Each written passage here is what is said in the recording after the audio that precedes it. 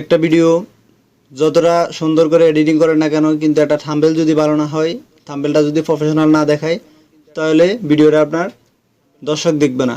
আপনি নিজেও যখন একটা ভিডিও ক্লিক করেন তখন থাম্বনেলটা অবশ্যই আপনি দেখেন।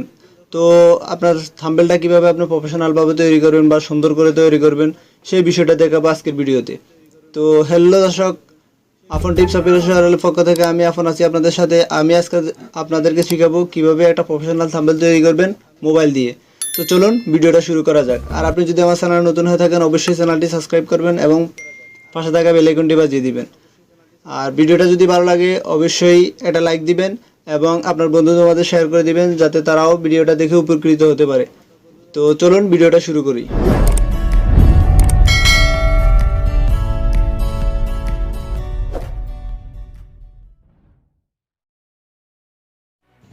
তো আমি চলে আসলাম ফিক্স ল্যাব সফটওয়্যারটিতে আসার পরে আমি আমার প্রয়োজনীয় লেখাগুলো, টাইটেলগুলো লিখে নিলাম।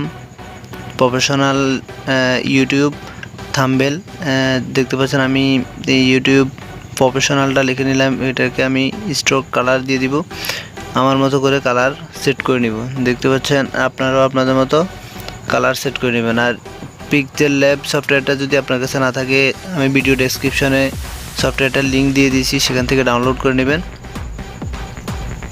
তো আমি আমার পছন্দ মতো এখান থেকে একটা ফন্ট স্টাইল সিলেক্ট করে নিতেছি।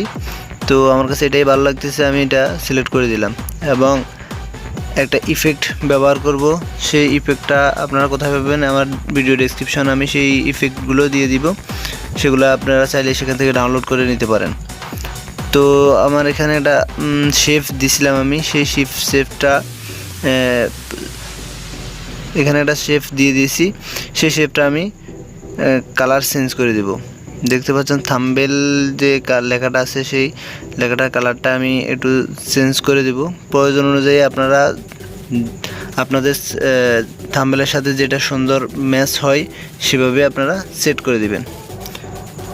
তো আমার থাম্বনেল মোবাইল দিয়ে আমি তৈরি করতেছি, যেহেতু সেজন্য আমি মোবাইল দিয়ে সেই বিষয়টা লিখে দিচ্ছি। এখানেও আমি একটা ফন্ট স্টাইল সেট করব, সেই ফন্টটা আমি দিয়ে দিলাম। তো সরি, ডাবল হয়ে গেল। আচ্ছা, তো আমি এখানে একটা স্ট্রোক কালার দিয়ে দিব এবং ব্যাকগ্রাউন্ডে পিছনে একটা কালার দিয়ে দিব। দেওয়া হয়ে গেলে আমার এখানে এই ছবিটা ম্যাচ করতেছে না, যাই হোক আমি এই ছবিটা রিমুভ করে দিতেছি আর নতুন একটা ছবি নিয়ে আসতেছি, যেটা এই থাম্বনেলের সাথে ম্যাচ হয় আর কি। তো দেখতে পাচ্ছেন আমার ছবিটা সিলেক্ট করে নিয়েছি। ছবিটা আমাকে একটু ঘুরিয়ে নিতে হবে। তো দেখতে পাচ্ছেন আমি ছবিটা ঘুরিয়ে দিলাম, ছবিটা ঘুরিয়ে দিলাম। এখন আমার প্রয়োজন অনুযায়ী আমি সেট করে দিতেছি ছবিটা সেট করে দেওয়ার পরেই দেখতে পাচ্ছেন আগের ছবির তুলনায় এটা অনেক সুন্দর দেখাচ্ছে। তো এটা প্রয়োজন অনুযায়ী সেট করে দিব। যে শেপটা দেওয়া হয়েছে সেই শেপটা আমি এখান থেকে রিমুভ করে দিলাম। আর আমার ছবির এখানে একটা শেপ দেব, দেখি কেমন দেখায়। এটা এখানে ম্যাচ করতেছে না, যাক আমি এটা রিমুভ করে দিব এখান থেকে। এটা আমার গেঞ্জির কালারটা আরও পরিবর্তন করে দিচ্ছে, যাই হোক আমি এটা এখানে ব্যবহার করব না। আমি এখানে অন্য কোনো শেপ দেওয়া যায় কিনা দেখি। না, এই শেপটা, আচ্ছা আমি এই শেপটা দিয়ে দেখি কিছু করা যায় কিনা। না, এই শেপটা আমার এটার সাথে ম্যাচ করতেছে না, সেক্ষেত্রে আমি এই শেপটাও রিমুভ করে দেব। দেখি অন্য কোনো শেপ ব্যবহার করা যায় কিনা।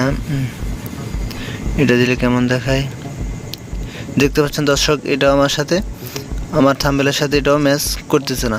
তো আপনারা আপনাদের প্রয়োজন অনুযায়ী যেই বিষয়গুলো আপনাদের এখানে ম্যাচ করে সেই বিষয়গুলো আপনারা এখানে অ্যাড করবেন।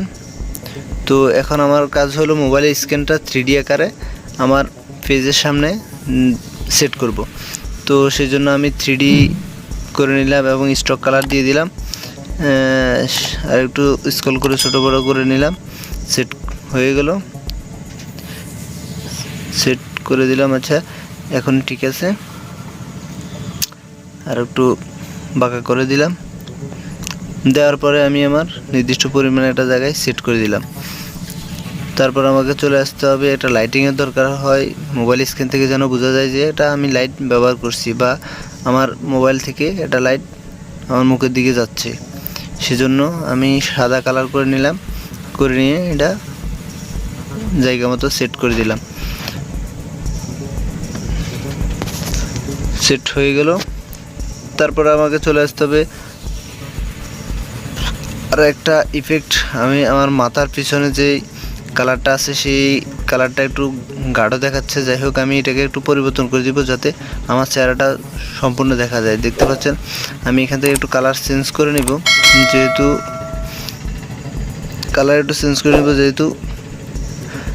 আমার চেহারাটা ক্লিয়ার বোঝা যায়। কারণ মুখের যে লাইটিং 3D লাইটিং সেটার জন্য মাথাটা একটু ডিপ হয়ে গেছে, আমি সেটা চেঞ্জ করে দিলাম। 3D স্ক্রিনের কালারটা একটু গাঢ় করে দিলাম। দেখতে পাচ্ছেন এখন থাম্বনেলটা আগের তুলনায় অনেক প্রফেশনাল দেখাচ্ছে। যে কালারটা সেট হয়ে দেখি কোন কালারটা ভালো লাগে, এখানে এই কালারটাই ঠিক আছে, তো আমি এটা দিয়ে দিলাম। তো এখন আমার কাজ হলো এগুলোকে প্রয়োজন অনুযায়ী সেট করে দেওয়া। সেট করে দিলাম। ইউটিউবটাকে একটু ছোট করে দিই। তো এখানে আমি মোবাইলে দিয়ে যেই লেখাটা লিখছি সেই লেখাটা একটু ছোট বড় করে নেব, একটু প্রয়োজন অনুযায়ী দেখা দেবো। ছবির নিচে পর্যন্ত দিয়ে দেব, দিয়ে দেওয়ার পরে একটু ছোট বড় করে দেব, সেট করে দেব। দেখি কিভাবে দিলে সেট হয়। এবার ঠিক আছে। তো দেখতে পাচ্ছেন অলরেডি আমার থাম্বনেলের প্রায় কাজ শেষ। এখন আমি থাম্বনেলটা সেভ করব। আমি বর্ডারের পিছনে একটা শেপ দিয়ে দিব যাতে দেখতে আরও একটু ভালো দেখায়। তো কাজ মোটামুটি এই পর্যন্ত শেষ। তো এবার আমি থাম্বনেলটা সেভ করে নেব। তো আপনারা চাইলে আপনাদের থাম্বনেলটা সেভ করে নেবেন। তো এই হলো আমার থাম্বনেল। ভিডিওটা যদি ভালো লাগে অবশ্যই একটা লাইক দিবেন এবং কমেন্টে আপনার মতামত জানাবেন। তো দেখা হচ্ছে অন্য কোনো ভিডিওতে, সে পর্যন্ত আল্লাহ হাফেজ।